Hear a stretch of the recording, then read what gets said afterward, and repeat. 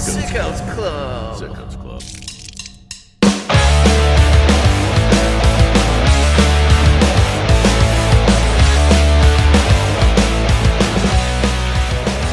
Welcome to The Hard Way.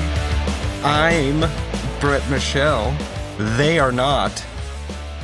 Joined I'm Blake Daly. Nobody Shut cares the about fuck- you. I am the toast of the third coast. Ripping farts and breaking hearts. It's me. It's me. It's Professor Degree. I'm loaded up on turkey and stuffing and kind of not feeling great. And Blade's here too. Dishing sharts. you could have said and brie like the cheese. Oh, but yeah, there was no brie though. You could have also said ennui. Ennui? Yeah, I'm full of ennui because I've been eating Thanksgiving food since Thursday and today. Do you is guys Sunday. like the brie cheese? I like all cheeses, I think. So Brie's all right. They can have logos or pictures of wrestlers on them, and I don't care. So brie, the cheese, to me, it tastes like what semen smells like. Oh, interesting. Okay. Like what it smells like, though. Yeah. You know, and like 70% of taste is smell. Isn't that what they actually say? I've heard that 70% of taste is semen. Anyway, that's right, Professor Chadillac Margarita. We are in the Chatty Shack, and we are talking all about Vengeance from 2001, the inaugural Vengeance pay-per-view produced by the still World Wrestling Federation, because it wouldn't be 5 more months until they got sued by the Panda People and had to change their name. How funny is that?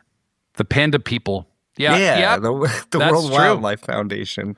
That's This true. took place on December 9th, which is why we're doing it, because this is going to come out on, December 3rd? So it was close, I tried to, Yeah. make it I see what happen. you did. But anyway, this took place at the San Diego Sports Arena, and I was fucking there. Yeah. Whoa. How old were you? Up in the cheap seats in 2001, I was 88, 89. Wait, hold on. 88, 98, 99, 2000. You were 11. I was 13 years old. But the cheap seats don't look like bad seats because it doesn't look like it's that big of an arena. No, the sports arena is not that big. It's like pretty decent. Like The cuts are pretty quick, but it's like when they show it and it's lit, you're like, oh, it's not that huge. I mean, when you're 13, it's pretty big, but Like, sure. now it's not. I mean, yeah. But this event replaced the usual December pay-per-view, which was Armageddon. It replaced it for 1 year. And then they went right back to Armageddon and moved Vengeance up to July. Cowards. So, cowards. Attendance was 11,800, again, of which I was fucking there. Yeah. I'm sure I It would have been 11,799.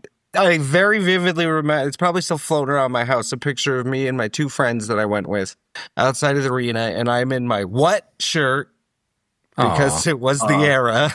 Yeah. Yeah. And I had my sign. I had a sign, an RVD sign. Sweet. So I was hyped on my Thank man you. RVD. Yeah, And big RVD fan. your commentators were Jim Ross and the pervert guy. Your backstage interviewer was the coach. Ugh. Howard Finkel, the Fink, was your ring announcer. And your referees were Charles Robinson, Mike Chioda, Nick Patrick, Teddy Long, Tim White, Chad Patton, and of course, Earl Hebner. Yes. Before And his daughter, before- Girl Hebner, got into the business. Yeah, and before the show, there was a Sunday night heat match, because they used to do those before the pay-per-view. yeah. And it was the APA defeated my man Billy and Chuck. Real shame we missed that one. Real barn burner. The show we Sure, watched kicked opened ass. with a video package of Freddie Blassie saying that since the beginning of time, there has been only one world champion. And then they proceeded to show video of 3 different world champions from 3 different promotions, Yeah. Yep. immediately disputing. It's kind of like Highlander. There can be only one. And here's 6 sequels in 8 years of a TV show. Yes. They were doing a lot of these like weird Freddie Blassie like I liked intros those. for the Like, pay-per-views. Because didn't they when, do one for Backlash too? I remember didn't you notice, like, they were getting a lot out of that one set of footage, but two, did you recognize the, like, beautiful woman who kind of comes up and kisses him and then it, like, almost looks like she's going to go down on him? No. Well, yes. Somebody was actually watching the fucking show. It wasn't either of you, imbeciles. I'm sorry, Anyway. I was caught up in the nostalgia. I did the mushrooms old-timey on movie. Thursday. It looked like a silent movie. Continue your pointless nostalgia, Chadillac. Do you remember Go the ahead. one? There used to be one with, I think it was Ernie Ladd, and he was like, I never did a moonsault. And then they would show like this slow motion shot of Ernie Ladd like smashing somebody. That's the only part I remember. Because he was 7 feet fucking tall. Why the fuck would he do a fucking moonsault? That's stupid as shit. So anyway, who was the lady? If I don't tell us- fucking know. Oh! It I was thought just that was some like a faceless- trivia question. I thought there was like a point. Like you were. It was just some faceless lady comes up Oh. and she kisses him, and then her head like drops out of the shot in a downward direction. I'm like, is she blowing him? Like, what's going on? Oh, he's pretty old by that point. They're just filming Blassie getting a blowjob? I don't know. I'm not saying she did blow him. I'm just saying That is probably something that Vince McMahon has locked in a file somewhere, but that's gross. And the pay-per-view starts with a fucking do you think he has a promo. dildo named Classy? Gross. Even grosser. Even grosser. Freddie Blassie. I don't ever want to think about Freddie Blassie. So, a Chad, dildo? you were saying. Yeah, so they showed WWF New York, which was crazy because WWF used to have a restaurant in New York. And then the fucking pay-per-view opens like it's an episode of Raw, and there's like a 20-minute promo with Vince McMahon and Ric Flair kind of dressing like Eric Bischoff. Mm-hmm. Yeah. Yeah. And then there was who do you want to introduce the match, or do you want me to since I'm already talking? Why don't you let me take it from here, Turn it up. Chadillac? Yeah. That was so what I liked. let's provide a little context, okay? Maybe if we said what the promo was about. Yeah.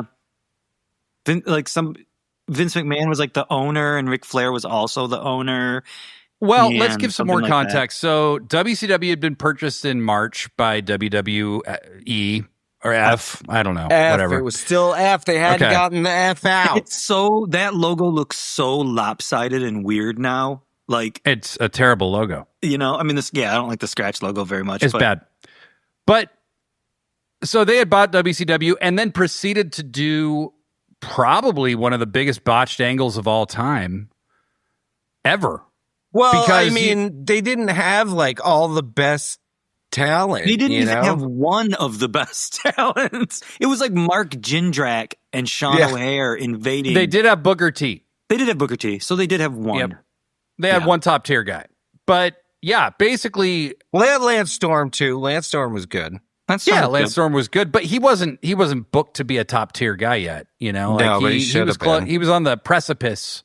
And even Booker T had just made it into that upper echelon, you know? And they folded ECW and WCW into one group, and they were called the Alliance. It wasn't even WCW versus WWE. Yeah. You know, they had Taz dressed up in like prison jumpsuit, just getting punked by Stone Cold. I thought he was who a was a part garbage of the man. Alliance. Garbage. That's man. right. He looked like a garbage man. He did. He did. You know, you had Raven just getting pinned by everybody. You had Is this a point where Raven started doing the Adam Ant stuff, where he would wear like the pirate jacket and the little stripe under his eye? 'Cause that was Yeah, fucking yeah, cool. yeah. I think it was. Yeah, Yeah. I think we were getting to Yeah. I that mean, Raven point. was always pretty cool, even though he was. We're still pre-dreads Raven. I Yeah. love Raven. Raven's one of the best ever, in my opinion. He's a great gimmick. I like Raven. Even and as he progressed past the grunge Professor, thing, that's I what still- you're thinking of. You're thinking of like Dread era Raven. Yes, that's Yeah. what When I'm he had thinking. like blonde. That's like 2 years dreadlocks and- after this. Yeah, I still like Yeah. that era of Raven too. Like, Yeah. He's doing jobs on Sunday Night Heat. yeah, that's all he did was job on Sunday Night Heat. But I still was like, oh, you kind of look like Adam Ant. He switched to like leather shorts. Mm-hmm. Yeah. Yeah. Raven And was so, cool. they had just finished this terrible angle that was terrible in every conceivable way. Ratings were dropping out the ass. It's a little redundant, Blade. This terrible angle that was terrible. And yeah, so that had concluded. The WWE had conclusively won. Stone Cold Steve Austin had been a heel all year. For some reason, was now the world champion and a babyface. Kurt Angle had been a mole working for the Invasion. and pulled a babyface move by helping the WWE win the war, but then somehow was already a heel by this point. And there we go. Well, I don't think Austin was supposed to be a babyface in this era because he was doing the bionic redneck thing, and that was kind of like his heel era. I think it was just people hated Kurt Angle. Well, but he aligned himself with the Invasion, right? Yeah, I think people just wanted to root for Stone Cold. The Raw after the Survivor Series, which determined who won the war, right? Mm-hmm. I remember distinctly Stone Cold coming out and raising his hand on the fucking turnbuckles. Like, he never consciously was like, I'm sorry, I shouldn't have done that. He just started acting like normal Stone Cold again. Yeah. You know, a lot of people didn't like Stone Cold as a heel in this era, and I want to push back on that. Because, I mean, you even kind of see it a little bit in this match where he's pulling the fucking mat up, you know, because he wants to, you know, he wants the belt that bad. Like, I liked that Stone Cold. I liked the I will do anything to win or keep this belt. I give a shit about nobody else. I will murder you for this belt. I loved heel Stone Cold in principle. Like, people will say it was a huge mistake, and I don't agree with that. I disagree. I think the writing was just terrible for the rest of the show. Yeah. And they totally could have made Stone Cold work as a heel if they wanted to. But him and Kurt Angle in the little hats. Yeah. Yeah. Those were so good, though. And Stone Cold being a comedic heel was fucking hilarious. Him and Angle had chemistry. And I mean, it's the way you just said about Austin turning heel and the whole I will do anything and whatever. Like, that's in keeping with why he was cool in the first place. Don't never trust nobody, you know? Like, yeah, I mean, when he first started, he was a heel. Yeah, so it makes sense. It just, the execution wasn't really like there. Well, plus, by this point, he was one of those guys that I think no matter what the fuck you did with him, people were going to cheer Stone Cold. You know what I mean? And I think it's one of those Luke Skywalker situations as well, where like so many people hate that Luke Skywalker was kind of this embittered old man in the newer movies, which I actually think makes perfect sense. Yes. Like, he like sacrificed everything and still lost. And like, why wouldn't he be kind of angry at the world? Why wouldn't he be kind of resentful? But people just don't want to see that. If you found out that your nephew was a fucking Nazi, you might feel like shit about it. There's a real world analogy. And people don't want it though, which is why I'm not a troll on the internet anymore. Yeah. But I'm with you on the Luke Skywalker thing. Austin becoming a cowardly, manic heel, just too many people couldn't go there with him. And for me, it was like such a welcome change because I was stunning Steve Austin stan. I was like all the way on this guy's side from the very jump. When he got that world title the first time, he was my underdog dude who finally did it. But he had been on top for years by this point. He was no longer the underdog guy, and he wasn't going to be stale by being a heel. And so for me, I liked it. But a lot of people couldn't go there. I loved him vying for Vince's love with Kurt Angle. I thought that was hilarious. Yeah. But them trying to just make him Stone Cold again, like a lot of people went there, but I started losing interest. I was just like, this sucks. I just don't like this. Yeah. So they are starting a tournament to unify the WCW World title, which they are now just calling the World title, with... Is there an in-story reason, or do they just stop calling it WCW? Well, no, it was because... Oh, because WCW lost because WCW lost the war. So they're going to merge all these titles. And so they merged the Intercontinental and US titles. They merged the tag team titles. You know, the Dudleys were like the WCW tag team champions at one point. Jericho was the WCW world champion. The Rock was the WCW world champion. Maybe even Angle was. I mean, if you look in the title lineage after the purchase, it's like they're still listed as WCW world champions. So they're going to unify all of these belts. And for a while, they actually got rid of the Intercontinental title. Yeah. And kept the U.S. title, which I just thought was weird. First things first, we're going to merge these world titles. The current world champions are, The Rock has the WCW world title. that he had won back from Chris Jericho, who had gotten an amazing 3-week run with the title. And then Stone Cold was the current WWF champion. Very important to note, it was not called the WWF World title. It was just the WWF title. Right. Yep. Because WWF Championship. To kind of put it on its own pedestal. Right. And since the dawn of time, there had only been one champion. Yeah. Definitely not like 37 worldwide that all had claims to it. Not at all. At any given point. Definitely not when Jim Ross brings it up later in the show going, yeah, they started keeping track of champions in 1908. Oh, my God. Yep. Fantastic. And so... he kept saying 1908, and it bugged me. So then... Because the Kaiser had stole the word dickety anywhere. No, what was no it? We had to chance. call it 19 dickety 6? Whatever, Simpsons, go on.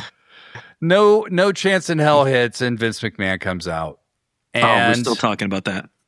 Jesus. Yeah. He cuts a really long-ass promo. And that's what it felt about, like watching it. And that's when I started remembering why this was where I started phasing out and not really. Because it's the fucking World Talking Federation at this point. And it's just talking all the time. I think it's fair to say this pay-per-view does feel like kind of an extended Monday Night Raw. Yeah. It does. Like, just the whole thing. There's 3 kind of big meaningful matches, and the rest is just kind of filler. But Vince comes out, he had gotten his face shoved into Rikishi's ass, which everybody thought was hilarious. Everything about this pay-per-view was about kissing ass for like it was. Well, they had hours. the Vince McMahon Kiss My Ass Club, where he was just making everybody kiss his bare ass cheeks on live television. Like, the Vince McMahon Kiss My Ass Club and the Diva Search were like the ultimate test of my fandom. Like, are you a fan of this anymore? Diva Search was where it stopped for me. I was like, I just don't like this. Like, but the Vince McMahon Kiss My Ass Club really, really sucked. And so he comes out. He's like, it's not funny to make fun of billionaires. Vince was ahead of the curve on this one because that's still a conversation we have today in this country. Actually, more than we did then. But Vince understood that, that's a punchline, not an actual real belief that you should have.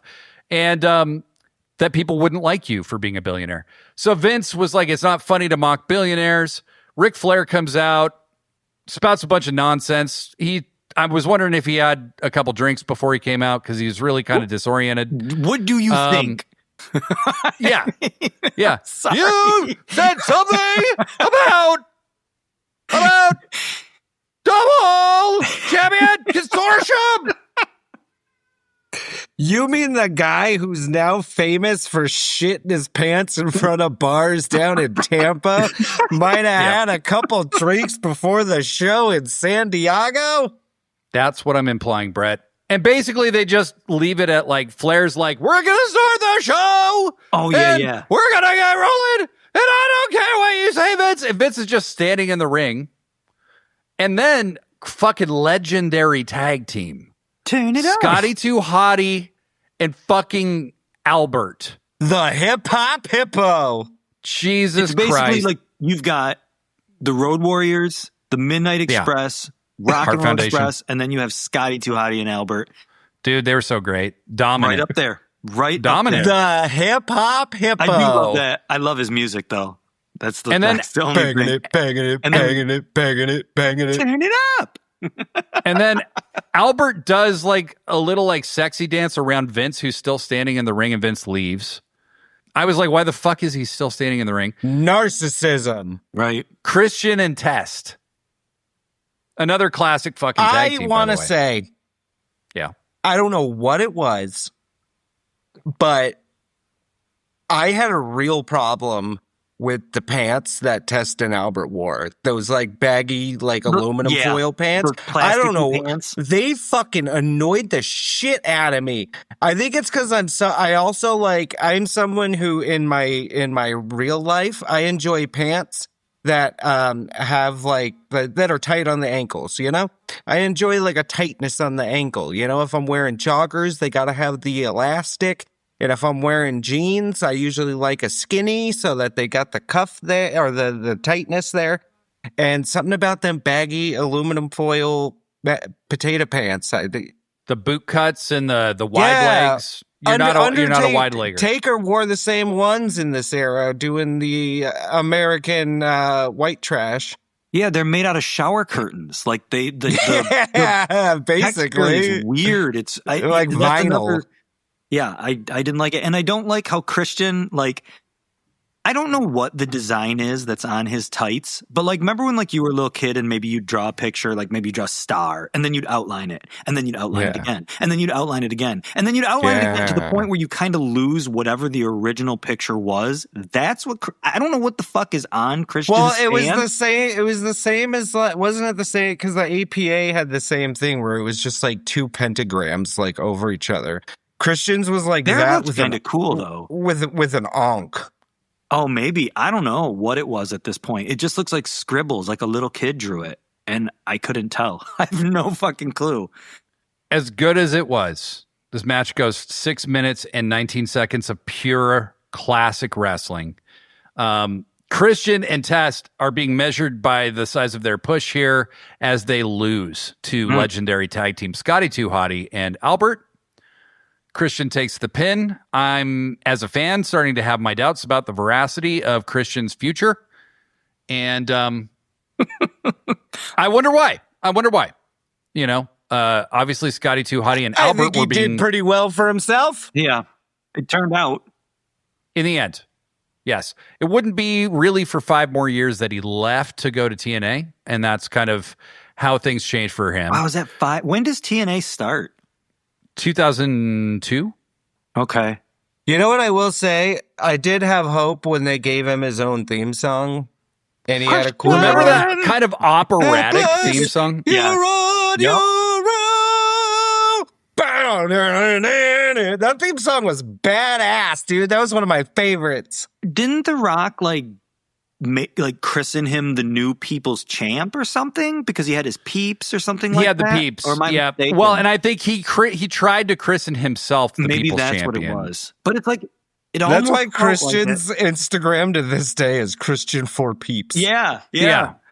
And then he also became the LCB.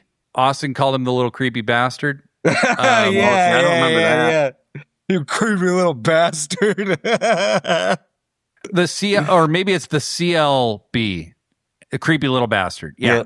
And then, I don't remember that at all. So I was already. This is also in the era where Stone Cold, who was a pretty giving performer, really made some questionable decisions. Like when he cut the boring promo on Lance Storm about a year from here, or a year and a half from here, where he literally told him he's boring, and then he acted like he was falling asleep every time Lance tried to talk. Very helpful. Anyway, these guys lose the match. Who cares? Edge is up next, and he's facing one William Regal. He's defending the Intercontinental Championship. I believe Edge is in his... Okay, man, Edge was so badass during this time when he would come out to the Rob Zombie. He had the cool fucking pants that were always a different color. He was like a star. And William Regal, man... William Regal's cool. He's one of my all-time favorites. He just had... They brought it up, too, how he was so good about, and I forget who said it, one of the commentators, he always looks like he smelled something fucking disgusting. Yes. Yeah. He just had that look on his face, a poo face. He had the poo face. Remember when he drank Jericho's piss in his tea? Yeah. And he takes a sip of it, and then the best part of it is he takes a sip, he doesn't react right away. He lets it sit in his mouth for a minute, and then he's like it's like he's the most disgusted look. It's so perfect.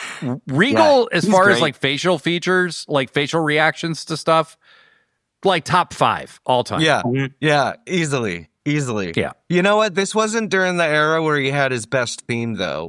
I liked when he had that more Darth Vader-y, British theme that was That's later, right? Yeah. I like that song. I don't like the Edge with the Rob Zombie song. When they started going forward, when it was everybody split their theme music, and then they had here's the new whatever metal band, that was not. Those were not things I liked. Number 95.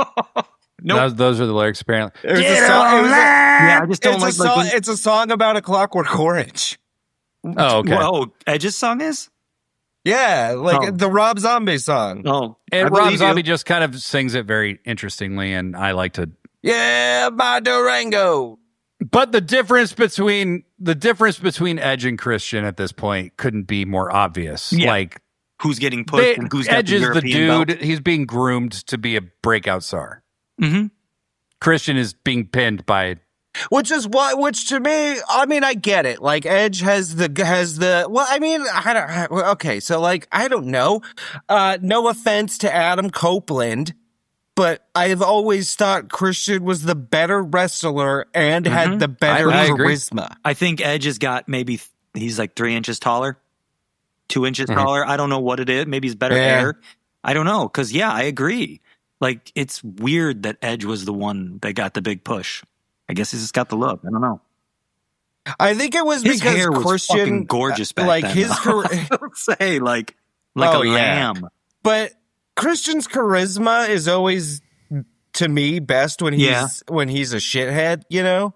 And maybe it's because they thought Edge could be like the big face star, even though he became best known as a heel. That's true, yeah. The rated R superstar. But Christian is not really a face. He's just a curmudgeonly old grumpy dude. You know, at his best, you know what I mean? He really found his calling in AEW. Yeah, as big time. the like, I'm an asshole and one of the I best. also am old and I hate all of you.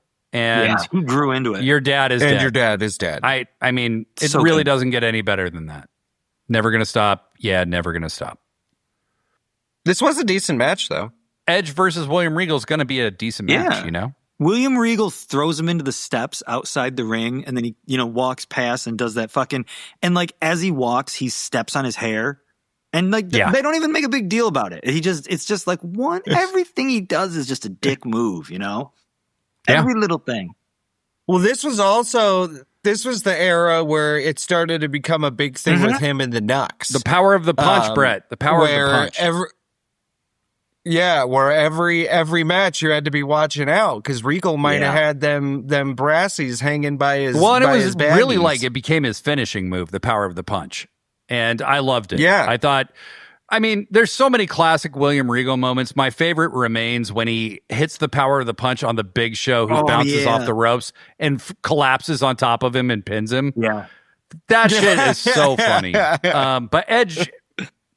And how good was Regal though? Like later on in AEW as like kind of the mentor to the Blackpool Combat Club. Like, I will freely perfect for admit he him. was great, and I try to pretend it never happened because he broke my heart. Yeah, he was so. I The whole know, thing I of like know. we're these dark, twisted, sinister. We wrestle and we work out and we're gonna stretch you, and then he's always kind of hitting on Excalibur, and like just put another layer on the gimmick. Like, The man in the mask. That was, dude. God damn it, Regal! You should still be in AEW, man. know. You were really good. I'm getting sad. We're talking. No, All right, I moving know. on. Cut back, Regal. Next up is a whole bunch of backstage stuff. Wait, Well, hold on. We got to say how. So I actually liked the finish of this because Regal had been kind of working him and stretching him the whole match, and then Edge just hits that kind of out of nowhere I spear like those and kind of fucking finishes. boom. Edge is still your Intercontinental Champion. And this was when Edge was hitting spears without fear for his neck. Mm-hmm. So like they looked a lot better. he was like hitting them. When he was Edge's hurting spears himself, after it his looked better. First neck surgery don't look very good anymore. Yeah, no, 'cause He they're actually just doesn't hugs. do a lot of No. it in AEW, and I'm kind of glad. It's fine. To be fair, a lot of spears don't look good right now. Roman Reigns, I will say, I still think has him and like Braun Breaker have like the best spears. Braun Breaker's got a fucking killer Broad, spear. Broad Breaker, best Holy spear in shit. business. Yeah, That motherfucker, Jesus Christ. Survivor Series was here last night. Yeah, I was seeing a lot of great reviews of it for sure. Rey Mysterio got the keys to the city. Who cares? That's cool. I do. That's fucking cool, man. I love Rey Mysterio, Yeah, Rey's- I do too. and I love But- my city. Yeah, but Ray, the whole legitimizing lucha thing, man, that Yeah. like, breaking That my was heart. like Cody ending racism shit. Like, that's going to follow. That, to me, is like, dude, you dissed your own culture so bad. Yeah. Like, I don't. That's going to follow Ray forever, and it should. Mm-hmm. At least in my mind. Anyway, we go backstage. Lita is dressed as a ref, and I'm like, wait, no, why no. ever? Before this, we have an actual funny segment with Ric Flair is in his dressing room, and Angle comes in all pissed off, and he goes, "Ric Flair." Flair's like, yeah, Ric Flair. Yeah, it's me. And Angle's like, you've been the NWA champion, you've been the world champion, but you've never been the undisputed champion. And tonight, I'm gonna be the undisputed champion. And Flair's like, yeah, you have a shot to do that. You really could. Oh no, I'm gonna. Fantastic. No, I'm gonna do it, Flair. It's so And he just good. goes and and Flair's goes. just no selling it. He's like, okay, yeah, you're gonna do it. When so Ric Flair is the same person in the room, that's very rare. Oh, it was so good.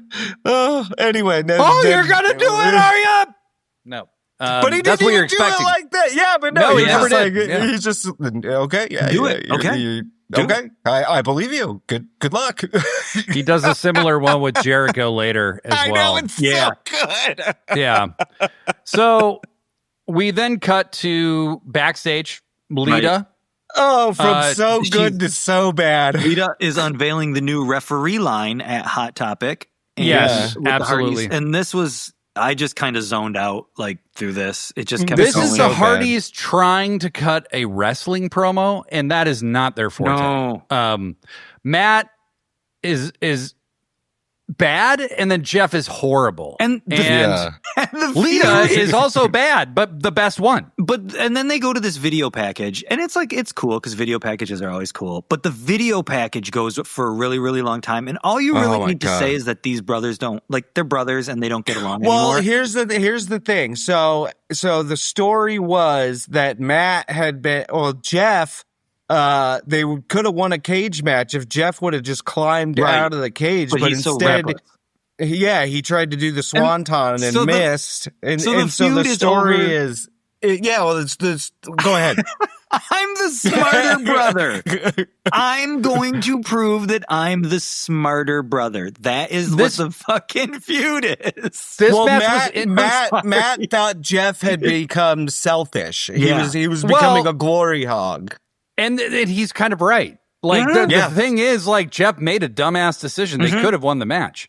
Yeah. And as the fan, you're supposed to be like, yeah, but Jeff does all the cool shit that I want to see, and I think a lot of people did. Yeah. I This mean, I could- did. I was 13. Of course I did. This could have been a halfway decent story. What I thought was, it's illustrating that Matt's actually the brains of the operation, right? And Jeff's Yep. just the dumbass who jumps off shit, right?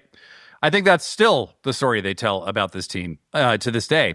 But Matt's like furious, and he's out to prove that he's the better Hardy. smarter Lita Hardy. is the smarter Hardy. He yes. says it a couple times. Yes, I know. Matt's I'm like trying to sorry. brand Just kill- brand I'm the this. smarty hardy. Yeah. Yeah. That would have been better.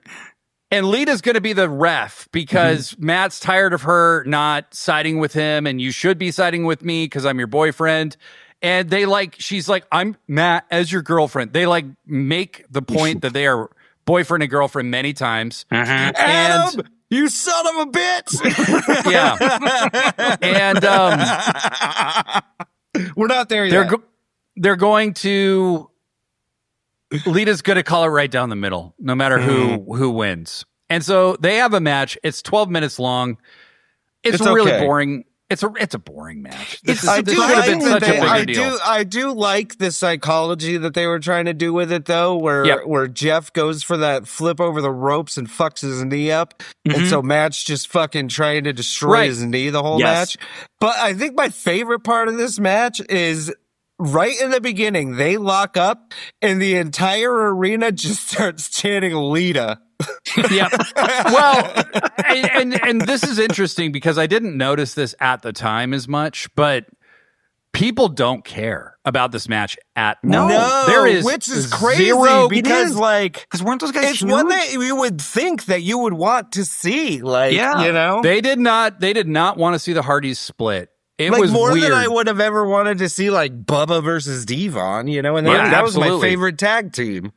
But they like got zero crowd reaction this entire match. When Matt finally starts going more vicious and he starts like attacking the leg of Jeff, which I thought all the psychology was sound. Like Matt did It was. Matt actually did a great job in this match. Yeah. Lita's a terrible referee. She is like, her count is so bad. And like when she's checking on Jeff when he's hurt, she just like kind of pushes him a little bit. You okay? You okay? Like she's not really that concerned. She doesn't look like she's wrestling concerned. match. She's no Yeah. Aubrey Edwards. No, She's not fucking Nick Patrick, NWO Nick Patrick. She sucks. And so Matt gradually starts getting more and more brutal with Jeff. And what I did like, but the crowd, so he's like, you're supposed to start booing him throughout the match. They don't even boo. They don't give a shit. They just want to see Lita's thong and get the fuck out of there. That is all they care about. The match eventually ends when Matt gets pushed down or whatever. He takes a twist of fate or something, and then he's prone on the mat, takes a swanton bomb. He's by the ropes. Lita starts counting in her terrible cadence. Matt puts his foot on the ropes. Jeff pulls his foot off the ropes to hook the leg, and Lita counts the 3. And then they make this big deal like, Lita didn't see it. She can only count what she sees. And Matt's obviously very upset because she's his girlfriend and she's like supposed to, you know, notice that his foot was on the ropes. And now that you know, because I'm telling you, don't you start the match over, whatever. And Jeff just kind of leaves. No. Yeah, that was No. The crowd doesn't care at all. No. No, I liked the These were, casual like- nature, the way when Matt had his foot on the ropes and Jeff just like casually sweeps it Yeah. off. And it was just a cool motion. I don't know why that caught But me. it didn't look like Jeff had any intention behind it. He's like, oh, No. his foot's on the ropes. I should get it off there. He's just Like, like if it would have That's been what like made the finish beginning kind of a- flat, too. Yeah, if it would have been the beginning of maybe like a sinister heel turn, it would have been something different. It was so like it was kind of out of place, and I kind of liked that it was out of place. But it's And Matt. The this whole match is bullshit kind of Matt. Continues. And I don't I know. think Lita ends up being impregnated by Kane.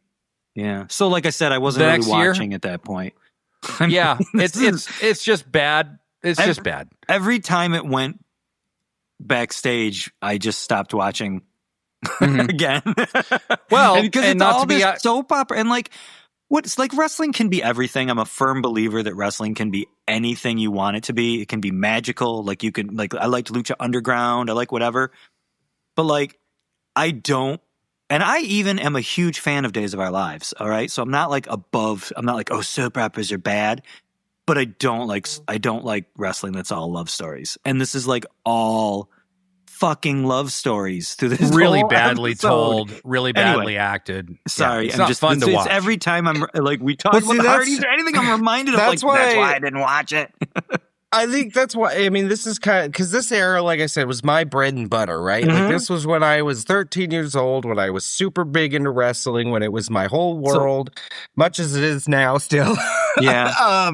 But it was soap opera, because WWF, I mean, WWF, So I'm like 23 at WWE, this point. So yeah, there yeah, you go. like this had become the only real wrestling on television, and so it was all I was seeing, and Right. that's why I love what AEW does now, is because it still does the kind of thematic stories, like. yeah, and I like melodrama and stuff like But that. it's Man. but it's not just the whole fucking show. Right. But I We're gonna still I'm someone who still does want like I want a story. me You know, too. I'm not one of those people who's gonna be like, oh, if there's a great fucking match between two great wrestlers, I don't need it to have a story. Yeah, nobody like- actually likes that, though. That's the thing. Nobody likes that. Right, And right. They think they do. But They they- think they do, but they don't. It's like wrestling fans are so anachronistic and like contrarian that they like, I like the matches. I like the stories. It's like you fucking don't. morons like both. No, you just like because if you that just needs like to be packaged the way you like it. If That's you it. just like the matches and not the stories, then you would just you would watch gymnastics. Right. Yeah. And if you just like the stories and you didn't Then like you the would matches, watch then soap you would just operas. watch anything else. Literally anything else, because they would do it better. So again, and I know this is the thing that just kept coming back over and over, and I know I'm going to dog on it, but it's like just these lengthy fucking, and it's always like, they're always just these stupid love stories, and they're always the stupid like, well, I'm the man and you're the woman, do. You know, like fucking Jesus, stop No busting wonder into this Trish's country locker room. sucks. Well, I kind of watching this back and watching some of the other stuff we've watched from this time period, I just see how much I've kind of gaslit myself as a viewer at the time into accepting this, because this wasn't the wrestling that I started watching, right? Like 89, 90, WCW, WWF. You know, this was like a very different kind of thing. It's not really about titles as much, even though they're merging the titles tonight. Those matches still aren't even about just the title. And it's weird. It's weird because it is about so much more than, you know, like, yeah, wrestling's a spectacle. Yeah, belts technically are props, but they took that and ran with it in a way that I hated. Yeah. And I've been ungaslit over the years, and now watching this stuff, I see it for what it is. I think that's why so many people nowadays kind of don't get AEW. I think we're gonna make a broader point about all of that at the end of this, because I do want to talk about how wrestling has changed essentially since this, because we still have so many more matches to talk about. Okay, well, next we have The Rock and Trish backstage, where Trish is basically coming on to him, and The Rock says, I ain't got time. I got to do a match. But after, I do like that he says, there will be plenty of time for you to smell what The Rock is cooking. And then he walks out, and I think it would have been hilarious if she just did like a... Yeah, that would have been funnier. Like if he just crop dusted her. But she kind of looks because what's sexy about saying that? That's so weird. Yeah, it's like a 13-year-old boy. Yeah, like you leaving smell like what I'm he's cooking. That makes me think of a fart. That's again why I wasn't 13 at this point, so I was not. I fucking was. That was my man. I loved The Rock. He was my dude. As lucky as we were to be inundated with great tag team wrestling already with legendary tag team Scotty 2 Hotty and Albert, we get another fucking classic. Tag team classic. It's the Dudley Boys with Stacy Keibler against the legendary Duchess of Dudleyville. Yes, against legendary tag team Big Show and Kane. I was amazed that in a match that, as I look at it now, was 6 minutes and 50 seconds long. It was actually a decent match. Was it? Because for what it was basically just fucking Bubba and Devon getting their asses kicked by Big Show. Yeah. That's not all it was, though, Brett. Because Stacy Keibler got pantsed. That's right. Pantsed in her underwear and spanked bare ass practically by Big Show over his knee within about 1 minute into the match. Yep. Sure did. That was just normal. That was a normal thing that just happened all the time. That was actually a normal thing that happened all the time in the WWF at that point. Yeah, it was because that's what's in my notes, is that it was so commonplace. It wasn't a matter of like, oh, South Park is so shocking and edgy. It was just like, all right, well, we hit the 3-minute mark, so take that chick's pants off and smack her on the ass. I'm like, basically, everything, you know. Because fans, if we have any, if you're listening and if you're young, I don't know why you would be, because there's a parental advisory sticker on the little graphic. Hey-o. Back in the 2000s, women didn't wrestle in the Fed. They were strictly sex props. Yes, absolutely. Because later on tonight, there actually is a match with two women who are fucking good wrestlers, and they get like 3 minutes. Yeah. Hey, 3 minutes for a women's match. Yeah. Yeah. At that time, that was like nobody tell groundbreaking. Tegan Knox or whatever her name is now. Nixon Newell, you done fucked up. But yeah, so the Dudleys win in the end. They still your tag team champions. Yeah, it's I mean, the outcome really doesn't matter that much. No. Next up, extended video package. They thanked Drowning Pool at one point, which again was another reason why I wasn't watching in 2001. Yes. And then they have an extended video package of the Undertaker and RVD's little feud that had been rolling that I completely forgot about. And, you know, it kind of makes sense why, because this is a hardcore match. Now, hardcore matches typically at this time were treated like just like whatever fucking slop that we just threw at the wall. Yes. And a lot of times it was very entertaining. But this because this was the era of like a hardcore match meant that they were going to go somewhere weird in the arena, or they were going to go out in the street, or they were going to fight in WWF New York. Like they had the really good shit during when Crash Holly was when it became like 24/7 rules. When they lost Crash, the whole hardcore division fell apart. But you had Crash Holly like get beat in a kid's play place at like a Chuck E. Cheese, you know? Yeah. Like that shit was good. Dude's like chasing him down a slide. Like it was great. Yeah, that was funny. People because getting even pinned the in video ball games pit. that became a big selling point for like the SmackDown games is that SmackDown games you were so could good. you could go to the backstage and you could like go out into the street and fight. That's what I've got in my notes, is that it feels like a video game at this point, because it's like they roll out and it's like, here's the fire extinguisher, here's the stop sign, which is still kind of how it is, but it's like it's in its formative years here, you know, like as far as hardcore matches go. Kind of how the Undertaker had turned heel prior to this, which I actually thought was really well done. So Undertaker is given a promo and he's like, you know, he's in the ring alone, or it's him and Jim Ross and Vince McMahon in the ring together. And Vince is trying to make Jim Ross join the Kiss My Ass Club. Here we are again, guys. And Kiss My Ass, the Undertaker, like belts back, like the way, if you don't like belts and you think that wrestling has too many belts now, that is the direct equivalent of in this era is the Kiss My Ass Club. Yes. Oh my God. Kissing of asses. New membership all the time. Dude. And so the National Kiss My Ass Club, the International Kiss My Ass Club, the Unified Kiss My Ass Club. Unified, yeah. Continental, don't forget Continental.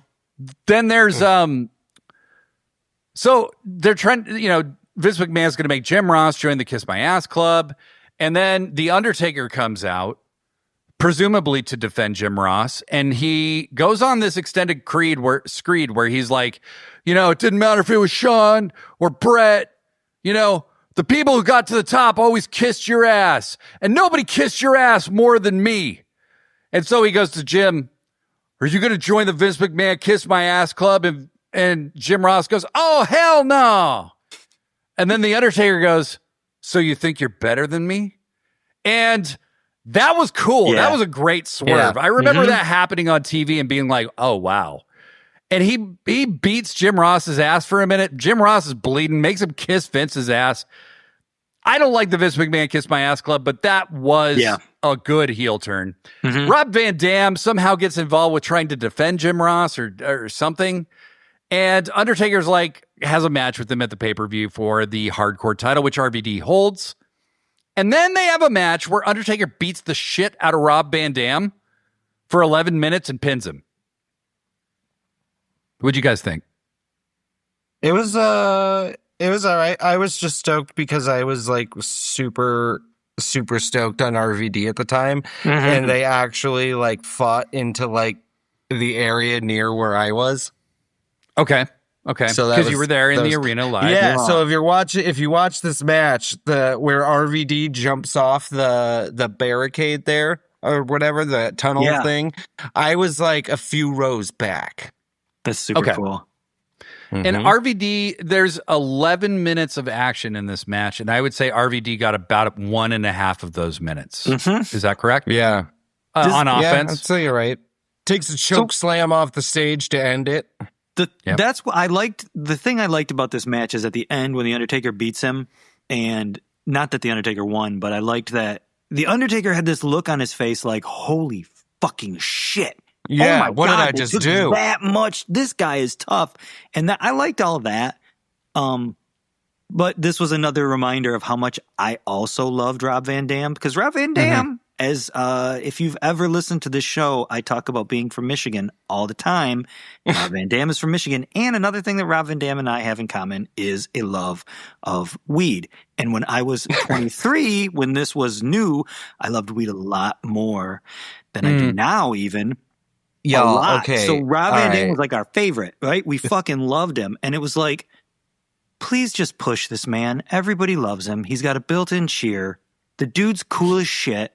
And it felt as like he was always just kept down, and it just broke my heart. It's still, all my nostalgia for this was heartbreaking nostalgia. So speaking of weed, so I went to my friends for Thanksgiving. We do a Friendsgiving every year. And like, I haven't been smoking weed for like months, right? Right. Like, what's it been now? Probably like 4 or 5 months. Since before I started the show. Yeah. And we were drinking some beers, had a mushroom or two. And my friend goes, here, you want to hit this as a joint? And I go, yeah, why not? And I hit it. And for the next like hour, I just sat in the front yard watching Collision. And I was so zoned into my phone watching fucking Collision that in my mind, I'm sitting there like Daddy Magic and Danny, and this is a masterpiece. This looks like an old New Japan show from the 90s. AEW is fucking genius.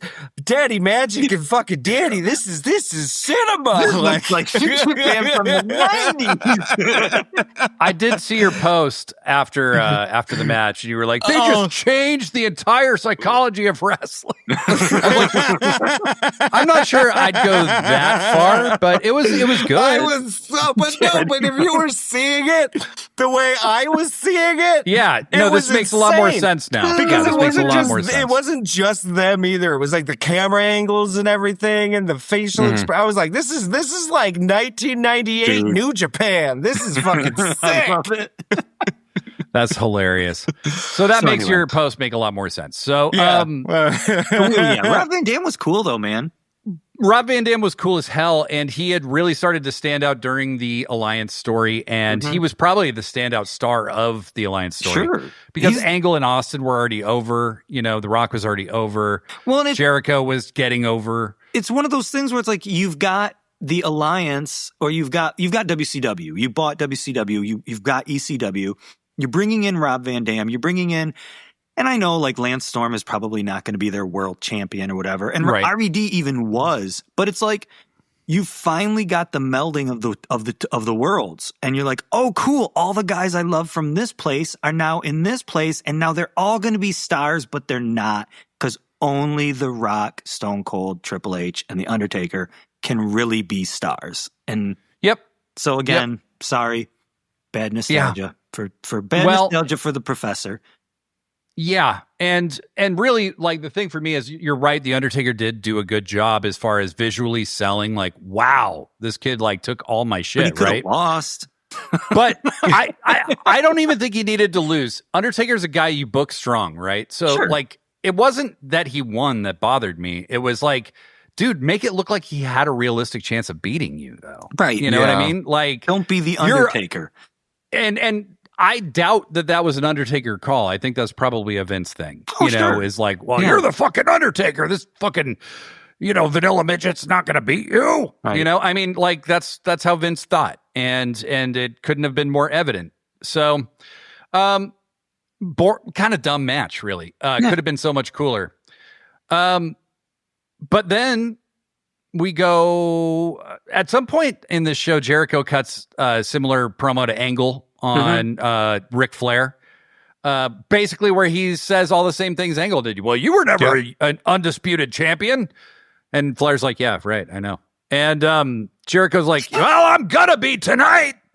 And Flair's like, okay, cool. And then he's like, and then tomorrow night on Raw, you're gonna style and profile down to the ring, and I don't know, something. And Flair's like, okay, I will. And that's the end. But next was Trish Stratus defending the Women's WWF Championship versus Jacqueline. Two wrestlers who can actually work a little bit. Yep. Jacqueline was great. Yeah. Jacqueline was great. Really, really great. And 3.5 minutes later, Trish is still your world champion. Did you guys notice that She went with the backslide? I think so, yeah. Yeah. Wow. Yeah, and Jerry Lawler made some comment about it. I don't remember. Feminist Jerry Lawler. Says it all. I thought you said backside. Yeah. Yeah. lot of dumb jokes. Did you guys like that. notice Yeah. that the champs come out first on every match?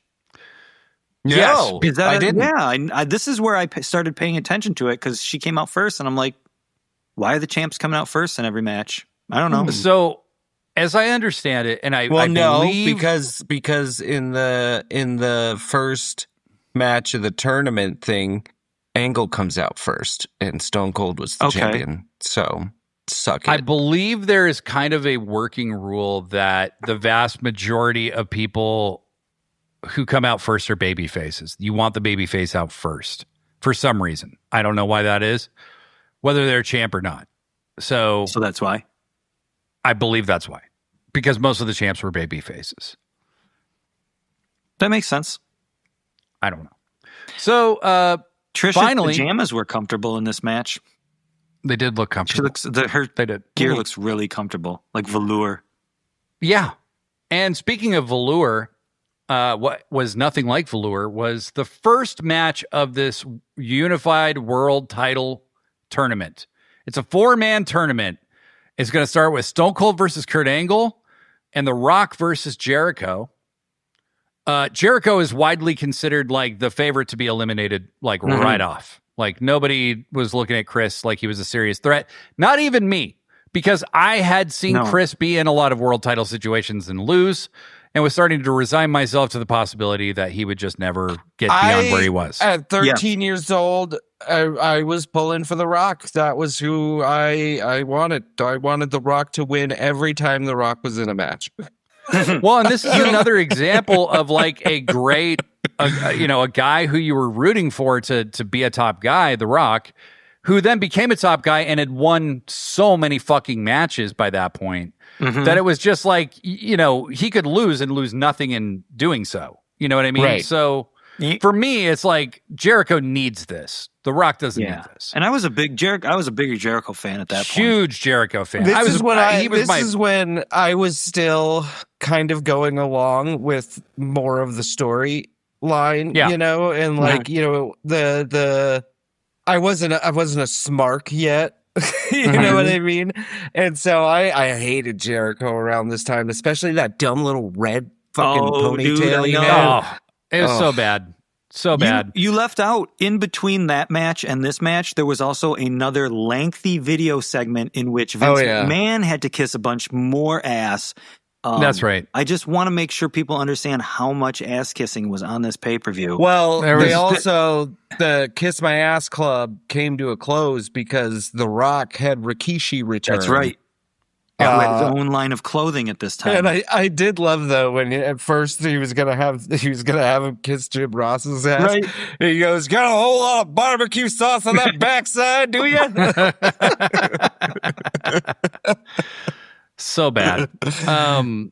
Yeah. So also, I don't remember when this exactly happens, but at some point after Trish's match, Tess just barges into her private dressing room. Oh yeah. And he's like, I got like such a deal for you. I am going to let you kiss me as a congratulations for winning the match. But he comes like, it's weird though, because that should be funny. Your delivery was much better than his delivery. It's so bad. It's so bad. And what's weird about it is it should be funny. Trump gave him the idea for that. Right? Yeah. This feels very Trump coded, but this also, he's so much bigger than her that there's kind of this menace to the whole thing. And she only has a towel on. And so there's kind of this implied threat of like sexual assault to the whole thing, which is weird. And Tess sucks. He just sucks. He's not that great. Nope. And so she pushes him. I think out. Test could have been a good one. He could have been, but this is just, it's not a reflection on him. It's really more about where WWE was at the time. And just, These were things that they thought people really wanted. And leather pants. keeping in mind this entire year previous to this, since the heel turn by Austin, they were hemorrhaging fans. They were they lost like 1 million fans this year, like million viewers, easily. And so you would think they might be looking to freshen things up, but it was really just like more of the same. And that continued on for a lot longer. Diva Search hadn't even started yet. But the first match of this tournament is Kurt Angle and Stone Cold Steve Austin. Now, my thought on this match and the match with Jericho and The Rock is that they had both had pay-per-view matches earlier that year in the fairly recent past that were better. But these matches aren't bad. They're fine. Austin and Angle go almost 15 minutes, and that's a good amount of time. And Austin at one point hits him with all the Germans. That was cool. Yeah, that was cool. Pretty good. 5 German suplexes or whatever. And also, Austin got to do a little technical stuff where he's trying to roll out of the ankle lock over and over again, which I thought was good. It was not a terrible match. Well, Austin, before the neck injury, was a great grappler, man. Like, he was a great scientific wrestler before the neck injury, and he bumped like a motherfucker too. Yeah. But yeah, this is solidly like Stone Cold multiple neck surgery, Stone Cold, kick, punch kind of guy. And so it was nice to see him do some technical stuff here because he could still do it. He just couldn't do it a lot. But they go back and forth. They have a very back and forth match. I would put this at a solid 3 stars. It was fine. And Austin manages to hit a stunner out of nowhere and pins Angle. And Austin will be going to the finals as the WWF champion. Yeah. And solid, and McMahon, I think, tried to get involved somehow. Don't remember. I remember. No, not yet. Oh, it took me a few minutes into the match to realize that Kurt Angle had hair. It's been so long since I've seen hair, and it was weird. Like, I'm like, something's off, but I can't tell what. Oh my God, he's got a full head of hair. And this is also Angle just kind of coming off of being the really funny character that he had been to more of a serious character. Okay. And I preferred funny Angle to myself. It's really weird to me that people love Angle in TNA so much because when I look at him, I'm a recovering drug addict. So when I look at him, I'm like, he is out on his feet. This man is not. Well, they didn't call him Perk Angle for nothing. Well, right. And I have compassion for other people struggling with addiction. I'm not saying nobody else does. I don't watch that stuff and go, this is great. I think what people loved about it, at the time, it was just that he just didn't give a fuck. He was just nuts. Well, and he didn't care about his body at all. It was exactly. It was moments like that fucking giant front flip off of the entrance ramp where he just sprints. And I think there's a thing baked into a lot of wrestling fans. Like I'm kind of like this too, where it's like, or at least I used to be, where it's like, oh, now he doesn't have to do that silly WWF shit. He can be cool and tough and hard. And it's like, well, no, actually, he was better when he was silly. But honestly, it's like that thing where you just want shit to, like, there's always going to be a 13-year-old boy in me, kind of, Yes. But now I'm like goofy, stupid shit like Orange Cassidy, so I don't know. Well acquainted with the 13-year-old child that lives in you, unfortunately. Shut the fuck I said up. That's kind of weird, Blade. Yeah, well, you made it. I made it like a beautiful metaphor for innocence and childhood. And I'm not sure where you were going, but you are a gross, disgusting little man. All right. Creepy little bastard. Yeah. Are you calling me a CLB? That's not cool. Sure did. That's not cool. I don't like it. But what I am going to say is at the end of the day, Angle and Austin are good. They're good wrestlers, and they had a good match. Rock and Jericho. Rock comes out. He is the world champion. They are no longer calling it the WCW world title. I think the last person they called the WCW world champion was Jericho. And they say that too. Jim Ross says it. He says the words, we're not calling it the WCW world title. Right. Which was just, again, I thought that was weird. I think once they advertised that it was going to be unified, they stopped. We're not going to use that term anymore. Yeah. That makes sense. Well, and they had firmly given up on the WCW is a separate brand idea. Yeah. So it kind of makes sense, I guess, to get people to start, looking at it as a WWE title, I guess. Yeah. So Rock comes out, Jericho comes out, or I think actually Jericho came out first. Who cares? But what I will say is Jericho has, I think he's on the gas pretty hard at this point because he is beefed up a lot. Jericho has this like barrel chest he just always has. And so he was always a smaller, like lightweight level, like weight wise. Yeah, cruiserweight light heavyweight size, but like petite, kind of like had a big torso, big chest like the dudes from the AWA. And so what I noticed is like when he comes out, he puts his chest way forward to kind of like look bigger. And I think it's just interesting to see it now, that I'm so removed from it. Like when somebody pointed out that Randy Savage always stands on his tiptoes. Yeah. Which I never really caught until somebody said it. I'm like, oh, Jesus Christ, he sure does. Because Savage was tiny compared to Hogan, and so he had to find ways to make himself look bigger. And so, I think that stuff's cool. I think it's just interesting to notice that stuff. But the match is fine. They have a 19-minute match. They go longer.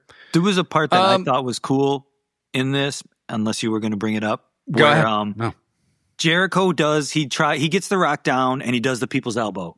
And they're like, oh, he's showing off. No, it's cool. And the Rock reverses it. And the Rock tries to reverse it into like a sharpshooter or something. And Jericho reverses that because it's like you can't do each other's moves to each other because I'm going to fool you. I know how to counter it. And it wasn't really, the execution was not really very good, but the concept was cool. And I was impressed. Jericho looked like he didn't really know how to put on a sharpshooter very well, but it was a cool idea. But it was a good idea, Well, and later, The Rock puts Jericho in the walls and Jericho taps, but the ref is out. Right. Jericho taps to his own finisher done by The Rock. I mean, this was just very common at the time. I mean, it just was. And so Jericho's tapping to his own finisher. Vince McMahon comes down. And what does Jericho he do? Nut shots him. Jericho nut shots The Rock while the ref is busy with Vince. And then he hits the rock bottom on The Rock. Yep. And pins him. Oh, yeah. And this is the era, and Stone Cold and The Rock did this. A lot of people did it. I wouldn't have minded if they just did it with Stone Cold and The Rock, but like this was in this era where like everybody's doing each other's finisher to each other, and I never liked that. And certainly getting beat with your own fucking move is wild. Yeah.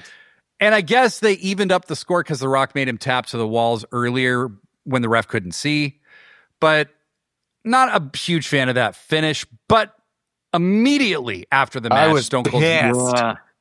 Stone Cold's music. Yeah, I bet you were as a big Rock fan. Okay. Yeah, that would have. I thought you were pissed really because the next match started immediately. I was like, I thought that was a great idea. What are you talking? No, I liked it. I liked it. So the minute the match ends, Stone Cold's music hits and he starts storming down to the ring. He's ready to roll.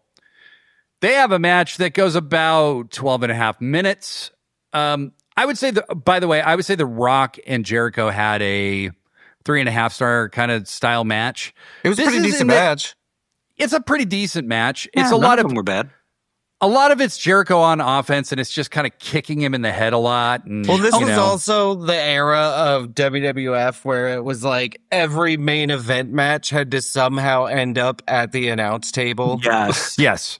With someone going through an announce table. Single match. And the ref bumps in every match. Yeah, and Jericho did take a DDT on the table at one point versus The Rock, too, which was cool.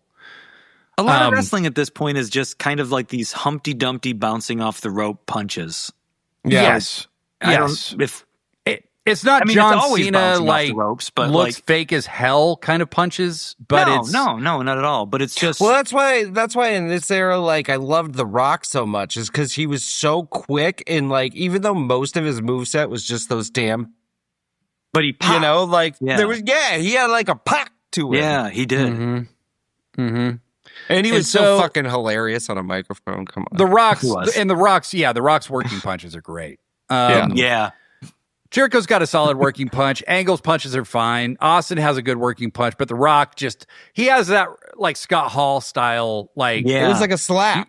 Yeah. yeah. Well, and when he does the 3 punches and then he like winds up and Spits in his hand. and Yeah. Yeah. that punch is like a Razor Ramon punch. I think Yeah. Scott Hall has my favorite working punch ever. Yeah. I love Scott Hall's Hall. got a One of good the punch. best.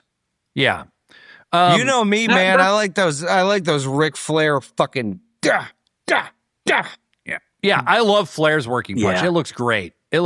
And, obviously he's got the chops, but his punches are underrated. Terry Funk, great punch. Well, that's because according to CM Punk, he's just actually punching you. Yeah. Well, yeah, and Mick Foley as well. Yeah. Mick Foley had said, I never knew how Terry Funk made those punches look so real. Right. It turns out he's just really punching you in the face. Yeah. That's great. Fucking greatest of all time. Terry, So- he's so fucking great. So the next match, Austin comes down and Yeah. Angle hits Austin with a chair. The Rock, which I thought was like, okay, that's going to even it up because Jericho just had a match. So now Austin.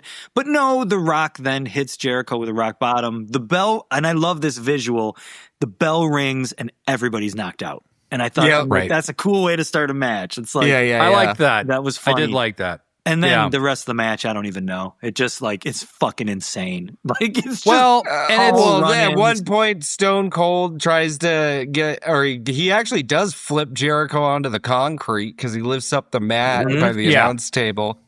But then it just ends with Booker T fucking running out of the crowd and clocking Austin with the belt. Yeah. Yeah. While Vince McMahon distracts the ref. And JR's like, he doesn't even work here. right. Right. And Booker hops the rails and runs off, and Jericho pins Austin. Jericho gains nothing, I would say, from this other than the claim that he's the first undisputed champion. He really didn't gain. He didn't look strong at all. Like, I did love that visual though of him just with both belts, like looking like an asshole. Like, I did it. I did it. Yeah. And so that's what it was.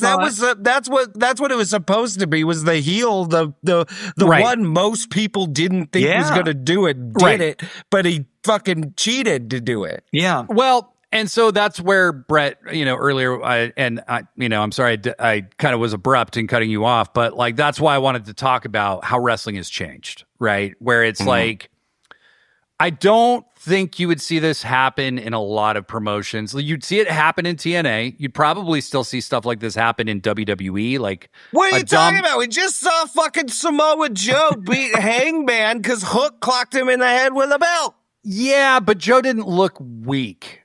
That's Jericho true. looked weak. Jericho looked like a guy who should have lost twice.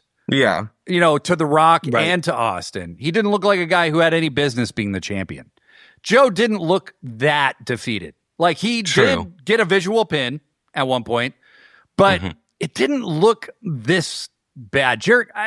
I have so many sour grapes about Jericho being the first undisputed champion because, one, I didn't expect him to win. I wasn't watching the show live. I was reading the results, literally like updating the page over and over again to see the outcome of the match. I fucking freaked out when I realized Jericho had won the belts. I was so happy. And then the way they used him leading up to WrestleMania and everything was so bad. He beat The Rock in a rematch. He beat The Rock in a rematch. He beat Stone Cold in the cage match, and they managed to make him look utterly feckless the entire time. He was cleaning up Stephanie McMahon's dog's shit on Raw. It was all about Hunter and Stephanie. And so, what did he do at WrestleMania in the next year in 2002? It was him and Triple H in Canada. They went on after Hogan and The Rock. Yeah, the real main event.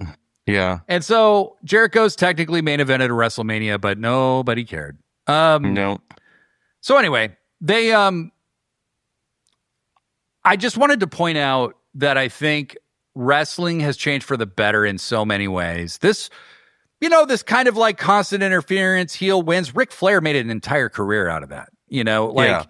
This isn't just a WWE thing. Like, this was American wrestling, really, by and large. There was more of a focus on the lineage of the titles and the meaningfulness of the titles when I was a kid.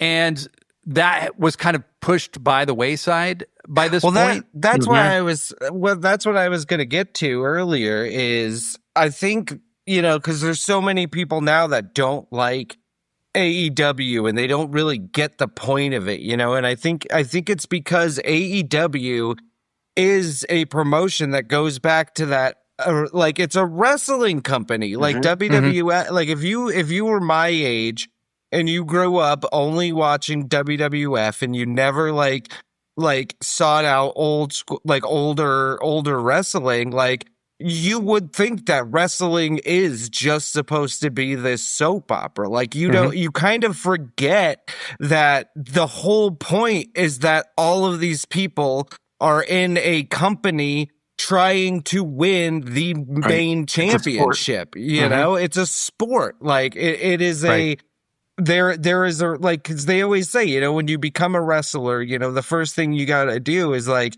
okay, why does your character want to win this belt? What's your reason for wanting this championship? And that's why it was so weird when WWF got into like, well, this is a fucking garbage man. And this is, you know what I mean? Like, it kind of became less about being an actual wrestler and more about who had a cooler costume and a cooler soap opera story. You know what I mean? Whereas you get into AEW, because I've seen people on threads and stuff. They're like, why is this match for 500K that we know they're not really going to win? And it's like, because that's the story. They're fighting this match because in the story, whoever wins this match gets that money. That's the prize. That's why they're having the fight. Yeah, and it's well known that the owner is a billionaire who could spare that kind of money. And so there's some credibility to it. But I also think that, I was going to echo your point in saying I get why people look at AEW and are confused because the stories are not this, there's not the melodrama to the stories in every episode of the show. They're subtle. They're told over a longer period of time. Generally, they are about the evolution of each performer rather than the game's a bad guy, so he's going to do bad guy things, and now he's a babyface and he's going to do less bad things, but he'll still do the cool bad things that we liked. He'll just do them to bad guys now. Well, yeah. And that's why I was kind of getting into it with our pal, not getting into it, but I was kind of with our pal Wrestle Snark, who had said, like he wished that, guys like Orange Cassidy and Darby and stuff were doing something more story involved than just the C2. And I'm like, what do you mean? Like, that is story. Like, it's not just this random wrestler fights this random wrestler and someone randomly wins and loses. It's like, no, like Orange Cassidy, he lost on Wednesday to a Death Rider who the conglomeration has been feuding with. So where does this go from there? You know what I mean? Darby Allin lost. Darby Allin, who's supposed to be like a pillar of the company, one of the top guys right now, just lost to a new guy, to an up and comer. Like, where does that put his head going forward in this tournament? Is he gonna start eking out wins, or is he gonna go through a weird, kind of loss of confidence? Yeah, like that. Like the story of what they do throughout the tournament is the story, and it all plays into the larger story of AEW. Right. Which is a promotion that is about people who are wrestlers trying to win the top prizes in the promotion. And that is the story. Right. That's the story. It doesn't have to be any more complicated than that. Yeah. And in 2001, American wrestling was, here's a bunch of people who are in the same place for some reason, and they fight in a ring, and they're usually dating each other. Yeah. Or trying to. And listen, man, if that's what that's fine. Like, I'm not even dogging that. It's just not for me. And if you are going to do that, and you are going to have something that's more hey, man, I like the fucking X-Men, I get it. I'm a soap opera guy. You got to tell good stories. And, you got to have better actors. And that was not Vengeance 2001. And I think that's probably why, like, I'm so glad that, you know, after I started getting older, I had sought out, you know, older stuff and wrestling that wasn't just WWE, because, man, if you wanted me to stay interested in this stuff with, like, Yeah. you know, these super ridiculous storylines with these people, like you said, who aren't the best actors usually. Like, but if the matches would have been better, that's asking a lot. But you know, I mean, man, I fucking watched Lucha Underground, and that show had time travelers, and that's fine because the matches. Well, the way they told the story was also very stylistic and different too. That's a whole different. That's a different podcast, but. Right. I mean, you can pull off any of this shit, but the matches didn't justify the fucking soap opera, you know?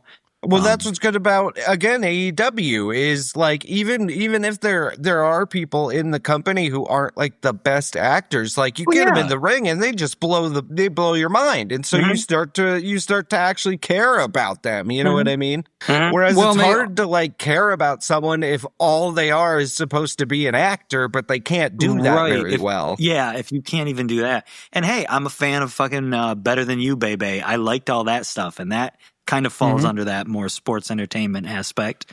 Yeah, for sure. This just wasn't it.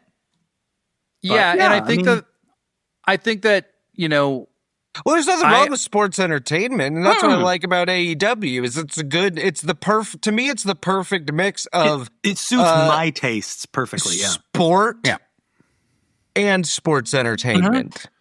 Right. Well, because everything has some kind of sports entertainment to it. Like, people who say this is just wrestling in AEW, we don't do blah, blah, blah. Yeah, you do. Yeah. You do. Yeah. And there's nothing wrong with that. Yeah. There's nothing wrong with that. You should just try not to be so absolute in the way you see things. You since know? we've said the sports entertainment so much, just out of curiosity, wrestling and the Harlem Globetrotters, and what else is sports entertainment? Roller derby? I would say the Savannah Bananas. Oh, yeah, the Savannah Bananas for sure are. Yeah. That's a newer thing. Yeah. Is that's roller sports derby entertainment. Real? Roller derby's mostly real, right? It's worked. Sumo is worked. I think there's probably truth to all of that, and especially you living remember in the age Slam Ball? Yeah. I kind of do, yeah. You remember that roller jam that used to be on like TNN, like the Nashville network? Yeah. I used to watch with Mark D'Amato and whatever. Anyway. But, you know, like in Japan, for instance, in New Japan specifically, right? Or all Japan was this way too, but I think a lot of the Japanese promotions really do lean into a more sports-oriented presentation, right? Everybody loses sometimes. Nobody's like booked strong in the sense that they can never lose. And I think that is a testament to the quality of talent that you have as a performer. If you know how to lose without losing your aura, you're a better pro wrestler than somebody who has to win all the time. Look at Moxley right now. Right. Look at John Moxley. This dude I'd is getting argue he's doing the best work of his career right now. I think he is too. And I think he's getting his ass beat up, down, and sideways, and he's making it look easy. And I still love this guy because he can do anything. Yep. And so he's put himself up on that higher shelf with the post-Death Rider stuff. I mean, he really has there, but he cemented it, man. Yeah, I think John's making a case for like greatest of this generation, greatest of all time, you know, on that list, certainly. Sure. And, you know, the Young Bucks, Kenny Omega, Swerve, Hangman, John Moxley, Mercedes Moné coming up here. I think she's going to drop that. I think she's going to lose to Red Velvet at ROH next week. Really? Yeah, they're having a rematch. And I'm I had just been talking to a friend and said, I wish they had this match after the Statlander match because I think Red Velvet would have beat her. And now they're having a rematch after that match. And I'm like, yeah, I think Velvet's going to get a win. There you go. And they have proven, all of these people have proven you can actually get stronger as a character from losing. And Vince, you know, I am so traumatized from Vince being the like, well, my guy's got to look strong. He can't ever lose, you know? Like, Hogan could never lose. And I think it makes him a much better character to be fallible and to be beatable. That's how you deal with loss. Yeah, I mean, exactly. You know, Rocky 3. It's any Rocky movie. It's literally every single Rocky movie. Yeah, it really is. Absolutely. So, that is one big difference between modern wrestling and the wrestling we're reviewing now. I'm not saying that the wrestling from back in the day is like unwatchable crap in any way. I'm just saying some of it is. I mean, some of it's really, really bad. But and this pay-per-view is not even as bad as I made it out to be. No. This pay-per-view is nothing compared to some of the dog shit we have watched recently. I mean, seriously. This is one of those things where I remember when the Star Wars sequels were coming out and there was a lot of people, and like whatever, we'll get into that's a different podcast. And I remember a friend of mine saying, man, all these people are dogging these new Star Wars movies, but I'm going to tell you something, people. I know bad Star Wars, and this is not bad Star Wars. Chill the fuck out, motherfuckers. So this is not bad wrestling. It's not the best, and it's not my favorite, but it's we've reviewed a lot worse. We've reviewed a lot. Oh yeah, a lot worse. And you got to remember too. I mean, a lot of if you try to compare the style of wrestling, like the in-ring wrestling, to like what we watch now every week in AEW, like of course it's gonna seem that's a tough thing for me, especially. I'm so like spoiled by modern stuff, and I always, even in like the 90s when I would go back and watch 80s WWF, I would be like, oh, this seems so slow and do-do-do. But I always dug more like NWA and, just more interesting stuff, Mid-South kind of shit. You know what's crazy is wrestling. Even though I was like my bread and butter WWF was like this era, I still prefer watching like when we watched that what was that SummerSlam we watched with Brett and Bulldog. Like I kind of prefer 92. that style in the ring because it was still exciting. Like it was slower, but it was exciting. Well, and it was more logical. That was a good fucking match. That's the thing, is you can be slower and more that kind of more basic punch kick style. But yeah, if you've got the psychology and if your match tells a good story, those are still good matches, Yep. Well, and I would say just give me like well-worked, great matches from really good performers like Bret Hart and the Bulldog. Give me that over just bullshit, nonsense, what a bitch, I'm going to fucking get her back for stealing my man kind of garbage. Which, unfortunately, there's just a lot of that in this era. And it wasn't always like that, but it was during this era. I actually, honestly, like, if you go back to like 87 or 86 and you watch a Saturday Night Live's main event or something, those are great shows. Really good shows. Saturday Night Live main event, huh? Or Saturday Night. Saturday Night's main event. They were Chevy Chase live. Versus Bill versus Murray cocaine. in a yeah, man. Chevy Chase versus good, cocaine. They're really well produced shows. They're entertaining.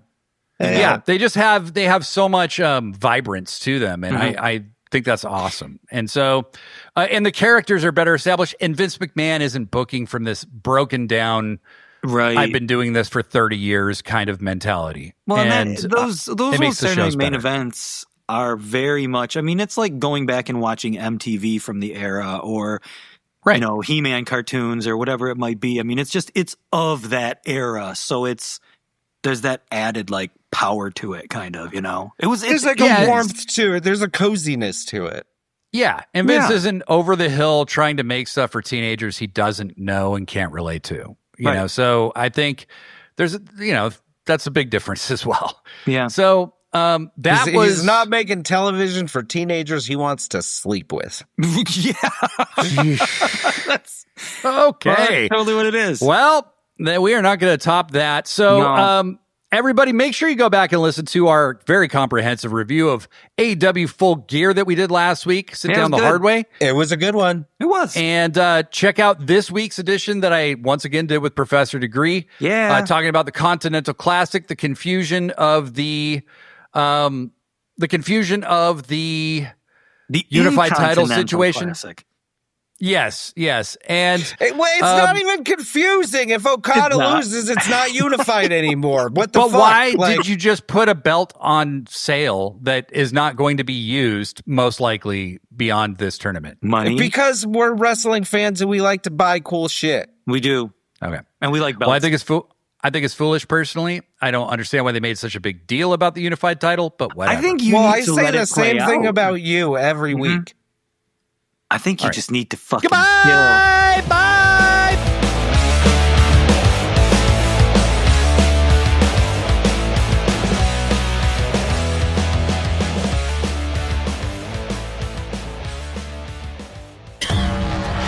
Sickos Club.